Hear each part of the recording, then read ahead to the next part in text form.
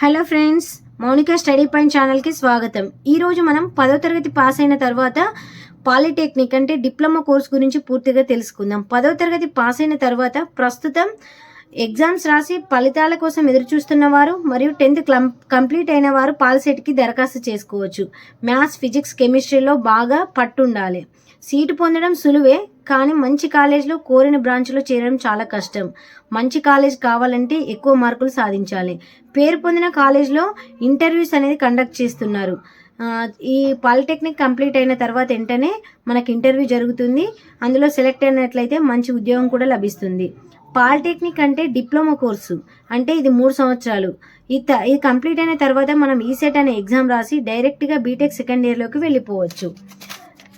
Next, polytechnic తర్వాత రైల్వేలో junior engineering అంటే జేఈ పోస్టులకు మన రాష్ట్రంలో electric and building, Panchayati Raj, water and irrigation department వంటి మంచి ఉన్నత స్థాయి ఉద్యోగాలు పొందవచ్చు.